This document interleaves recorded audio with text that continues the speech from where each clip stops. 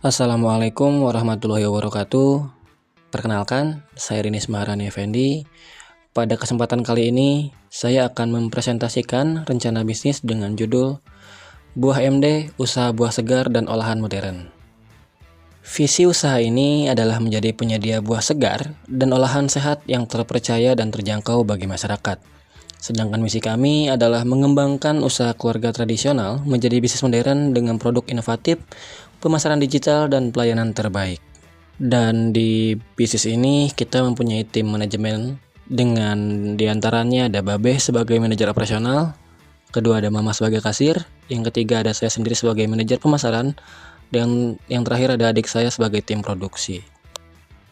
Untuk selanjutnya, agenda presentasi ini meliputi gagasan bisnis, produk yang dihasilkan, analisis pasar, strategi pemasaran, produksi, keuangan, SWOT, timeline, dan penutup. Masuk ke bagian pertama, gagasan kreatif bisnis. Buah MD adalah usaha keluarga yang awalnya berjualan di pasar kaget, lalu saya kembangkan melalui penjualan online dan menambahkan produk turunan seperti salad buah, jus botolan, mango sticky rice, dan hampers untuk acara khusus. Lalu bagian selanjutnya ada contoh produk. Produk utama buah MD meliputi buah segar campuran yang kita jual dengan eceran ataupun grosir. Lalu dengan mempunyai produk turunan seperti salad buah, jus botolan, mango sticky rice, dan hampers buah premium, produk ini dapat dinikmati sehari-hari sekaligus menjadi pilihan untuk acara ataupun hadiah. Lalu selanjutnya masuk ke analisis pasar dan pemasaran. Pasar offline terbatas di area tertentu sehingga potensi penjualannya kecil. Dengan masuk ke marketplace dan media sosial, diharapkan jangkauan pasar bisa lebih luas. Dan target utama kita adalah keluarga muda, individu usia 17 hingga 50 tahun, pecinta hidup sehat, dan yang terakhir event organizer ataupun catering. Lalu masuk ke strategi pemasaran. Di sini strategi pemasaran dilakukan melalui Instagram, TikTok, Shopee, Tokopedia, maupun Marketplace. Kami juga menyiapkan promo diskon musiman, bundling paket, dan gratis ongkir untuk menarik konsumen baru. Dan di strategi pemasaran ini yang saya harapkan bisa mempunyai potensi untuk ekspansi ke kota lain.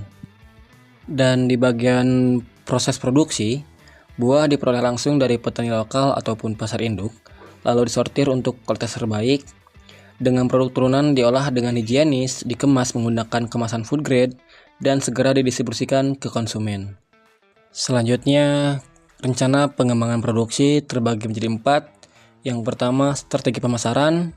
Dengan kita memfokuskan ke digital marketing, branding, visual produk, memperkuat testimoni pelanggan. Lalu di strategi produksi, menambah pendingin, alat pengolahan, serta menjaga SOP kebersihan dan kualitas. Yang ketiga ada strategi organisasi dan sumber daya manusia yang pada awalnya dikelola keluarga dengan tambahan tenaga kerja untuk pengemasan atau packaging, delivery, ataupun produksi sekalipun. Kedepan menambah staf marketing online bila mana usaha ini berkembang. Dan yang terakhir strategi keuangan, modal catat dengan terpisah dari keuangan keluarga, membuat pembukuan harian dan laporan kas, serta mengalokasikan laba untuk ekspansi produk kedepannya. Masuk ke bagian bab terpenting di analisis keuangan. Modal awal yang dibutuhkan sudah tentu di bagian peralatan atau aset yang investasi sekali beli dengan modal sekitar yang dibutuhkan 7 juta rupiah, terdiri dari peralatan, bahan baku, dan bahan pendukung. Dengan estimasi penjualan, pendapatan bulanan mencapai 14.500.000 rupiah dengan laba bersih sekitar 9 juta rupiah per bulan. Break even point atau balik modal diperkirakan dalam waktu 2 bulan. Selanjutnya masuk ke analisis dampak dan risiko usaha. Dampak usaha ini membuka lapangan kerja kepada keluarga ataupun masyarakat sekitar dengan menyediakan produk sehat dan mendukung ekonomi lokal. Risikonya adalah produk yang cepat rusak, harga buah yang tidak menentu atau fluktuatif, dan persaingan pasar yang sangat signifikan. Untuk mengantisipasi, Buah MD menggunakan sistem pre-order, memilih pemasok alternatif, dan memperkuat branding. Dan ini tidak kalah penting juga mengenai analisis bisnis menggunakan metode SWOT. Kekuatan Buah MD sudah tentu dengan kualitas segar dan inovasi produk. kelemahannya ketergantungan pada musim. Lalu peluang berasal dari tren hidup sehat dan perkembangan pasar online. Dan yang terakhir mengenai ancaman adalah persaingan harga dan produk tiruan. Di mana ada usaha, pasti ada rencana untuk pengembangan usaha selanjutnya. Timeline di sini dari bulan Agustus sampai September tahun 2025 launching online dan media sosial. Lalu di bulan Oktober hingga Desember 2025 menambah produk salad, jus, dan hampers akhir tahun. Lalu pada awal tahun 2026 bekerjasama dengan event organizer dan catering.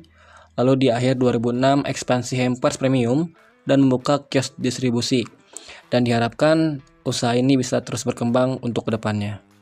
Adapun analisis tambahan yang saya buat mengenai analisis tren konsumen, diharapkan masyarakat semakin sadar akan pentingnya konsumsi makanan sehat, hingga tren ini terlihat dari meningkatnya permintaan produk turunan.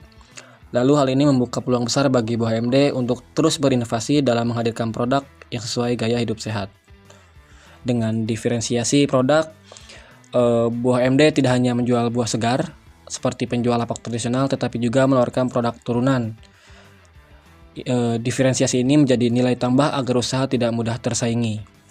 Adapun rencana CSR, Corporate Social Responsibility, sebagai bentuk kepedulian sosial dan branding positif, Buah MD berencana mengalokasikan sebagian keuntungan untuk donasi buah ke panti asuhan atau komunitas sekitar.